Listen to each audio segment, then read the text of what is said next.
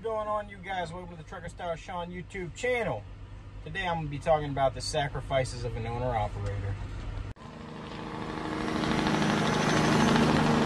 I'm back. Alright.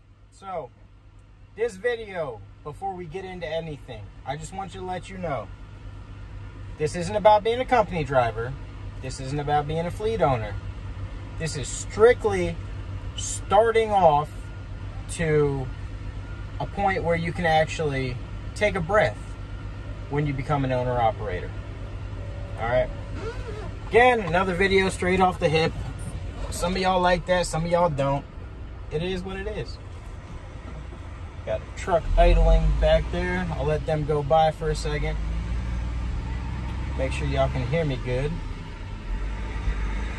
Alright, that's good enough. So, let's go over some of the great things when you first start off being an owner-operator.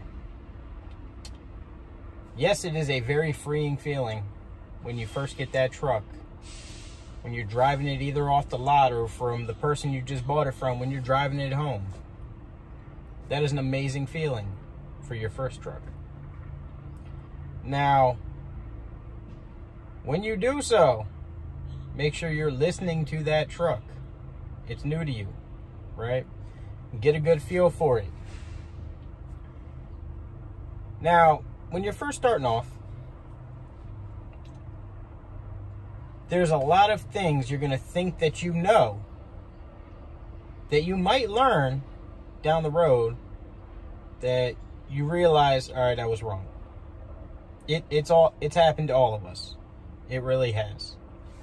Now, one of those things when I first started off was having enough money in my maintenance fund when I first began. Before I could even pull my first load, I had to change out front disc, not drum, disc brake rotors on my truck, brake pads, a wheel seal that already had went before I even pulled my first load. Granted, I was lucky enough to know how to do those things and had a place where I could do those things. But have enough money in your maintenance fund. If I didn't, guess what? I'd have been screwed. Plain and simple. Second thing. You might think you're keeping phenomenal records. Be very detailed in every one of your records. Whether it keep a journal or like this, like a video diary type thing. Because when you look back come tax season, you got to justify some things sometimes. And meet with a good CPA. That is one of the greatest things you could do when you are first starting off. Meet with a CPA. Find out what your good write-offs are, what your kind of iffy write-offs are. Let them know. Make sure you have somebody help you set up however it is you're setting your business up, whether it be LLC, S Corp, so be it. A DBA, whatever it is. Have somebody help you that's already been through it, that actually knows the system. So you've been running for a little bit, right? You're stacking a little bit of money away.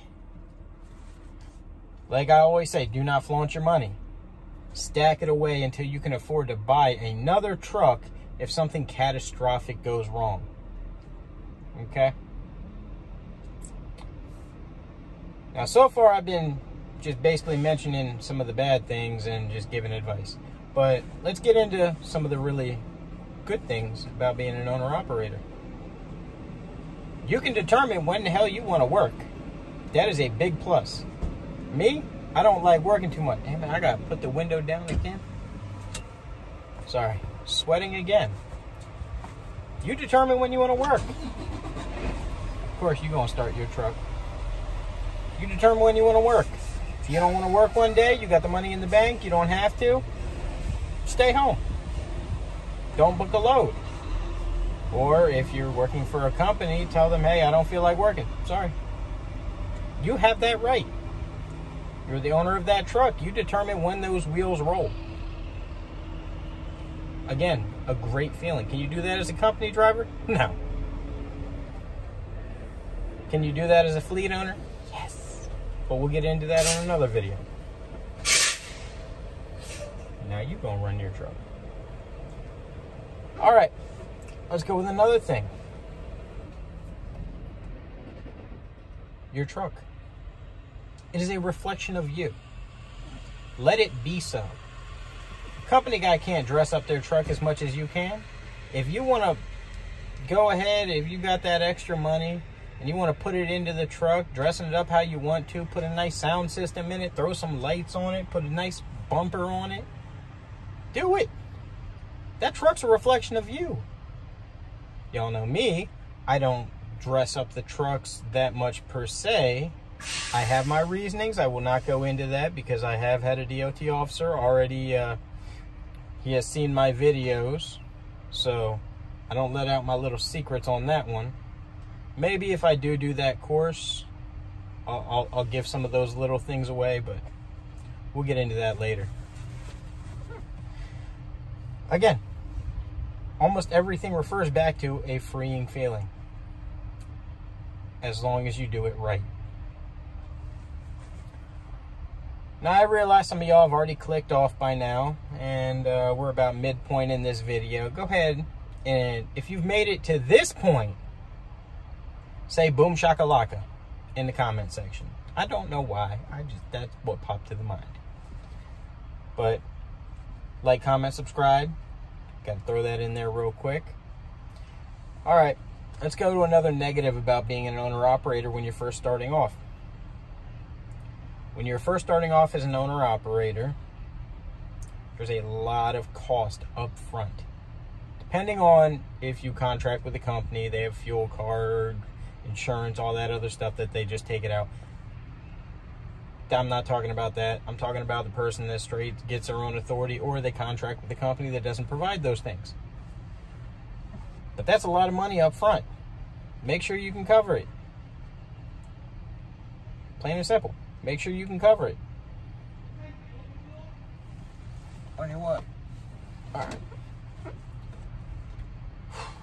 Fun times. Let's go with one more negative. When you're starting off as an owner-operator, there are going to be a lot of naysayers that are going to tell you how to run your business. Now, I'm going to tell you right now, if you listen to all of those people, you're going to talk yourself right out of it, and you're not even going to give yourself that chance to succeed. Plain and simple. If you have a written plan set in place and do a written budget for your company, who's to say you won't succeed? Like I said, prepare for the future. Be aware of it. It might not happen. Some of the catastrophic failures, they might not happen. And guess what? You're already that much closer to building a fleet if you want to, or putting it away for retirement or a rainy day. But these are all things that go into being an owner-operator.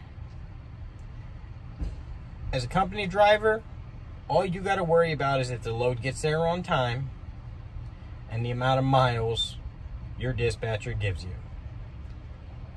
As an owner-operator, you need to learn how to maintain and build as a company, not just as a person. So, I hope y'all enjoyed this video. If you did, and you've made it this far,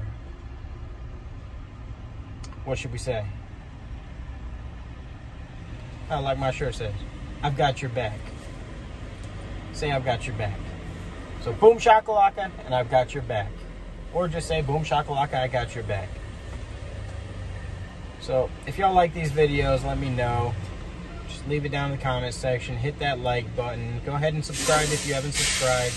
It's already shown that only about 15% of y'all that watch my videos are subscribed. So like I always say, if you've already watched more than one, just go ahead and hit that subscribe button. It's free.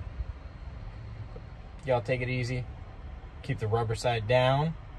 I know y'all like that one. Later, y'all.